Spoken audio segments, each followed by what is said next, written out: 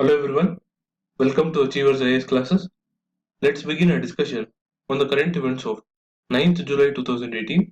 First issue in news is regarding the National Information Security Policy and Guidelines developed by the Ministry of Home Affairs to protect the classified information possessed by various ministries and departments. The policy highlights baseline information security policy, concepts and best practices which the ministries and departments should implement in order to protect their classified information.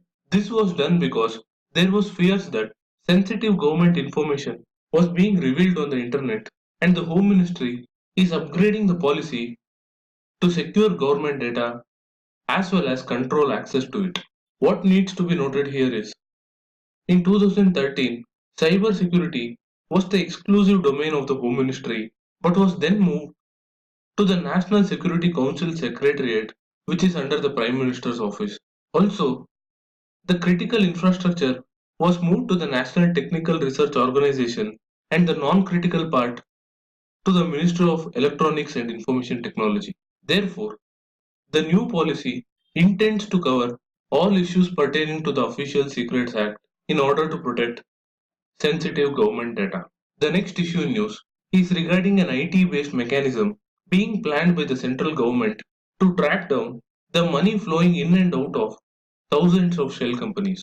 The government intends to make the RBI as the sole repository of such information which will not be made available to other agencies such as Income Tax Department, the Enforcement Director, etc.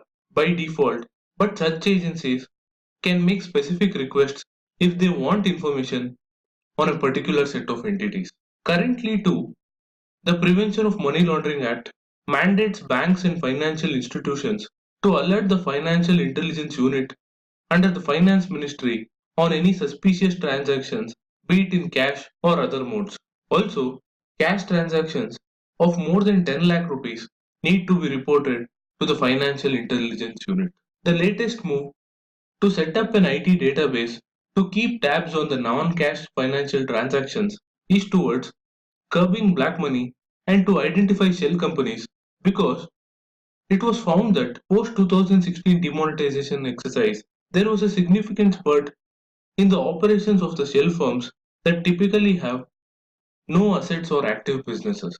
In this regard, the central government has already shut down more than 2 lakh such entities, and in the year 2017, the Financial Intelligence Unit had received lakhs of suspicious transaction reports. Therefore, the recent move could be seen as a fight against black money, which could address some of the issues associated with shell companies. On that note, let's move on to the next issue, which is regarding the water scarcity in Arunachal Pradesh, similar to the situation in Shimla.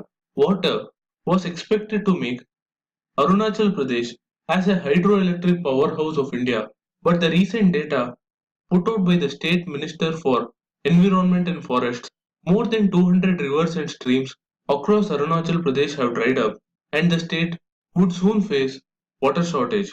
One of the factors responsible for this state of affairs is the fact that the state's forest cover has decreased from 82% to 79%, and the catchment area of many rivers are under threat because of the Jum cultivation practices and landslides. The other factors which have led to the depletion of the state's natural resources include the large-scale hunting of animals for food as well as for traditional headgear by certain communities in the region. The next issue news is regarding a green alternative to the plastic straws which were discovered in the Andaman Islands. The scientists of the Botanical Survey of India say that a bamboo species endemic to the islands, which is characterized by a thin large stem with long internodes, can be used as an alternative to plastic straws because not only is the bamboo straw biodegradable, but it can be reused for several years, and also the longevity of the bamboo makes it cheaper than plastic. Given the concerns raised over the harmful effects of plastic, this is a viable alternative, and it remains to be seen if bamboos can indeed replace plastic in the coming days. On that note, let's move on to the next issue, which is an editorial regarding the ongoing trade war between US and China. While we have already discussed how the two countries have imposed tariffs on each other's imports, with each side blaming the other for the imposition of such restrictive tariffs, the move has the potential to cause significant damage to the world economy, but no side will benefit from such a trade war. Like, for instance, the America First campaign may sound attractive to the traditional voter base of the US president, but the Chinese tariffs on American exports like soybean and automobiles could result in job losses in the American states, which are also the voter base of the US president. Further, the other major US trading partners, such as the European Union, Mexico, and Canada, have also slapped retaliatory tariffs on various US goods, thereby showing that in a globalized world, no one country can hope to impose tariffs without affecting its own economic interests. Also, it is disadvantageous to the consumers as well because they will have to pay higher prices for certain goods, and these tariffs will disrupt the supply chain of producers who rely on foreign imports. The uncertainty caused by this tit for tat battle is not only affecting the private investment in the US but also not helping the fight against the economic slowdown in China. Further, the ongoing trade war also threatens the rules based global trade order, which has been managed efficiently since decades, and the recent moves of the US government could isolate itself in the global order. Like, for instance, when US withdrew from the Trans-Pacific Partnership in 2017, 11 Asia-Pacific countries went ahead to form the Trans-Pacific Trade Deal by leaving the US out of it.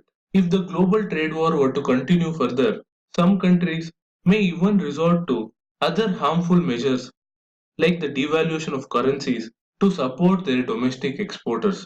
Hence, there is no need for such unnecessary shocks for the world economy, which is on a slow path to recovery, thereby demanding rational decisions by the major economies to stop the trade war in the coming days. The final issue in news today is regarding the simultaneous elections. Recently, a consultation meeting was held by the Law Commission on the issue of simultaneous elections for the Lok Sabha as well as the state assemblies. While some of the parties did not participate, the others which participated were divided on this issue, and even the two major national parties stayed away from the Law Commission's deliberations. We'll further track any future developments on this issue, but for now, I'm wrapping up today's news analysis.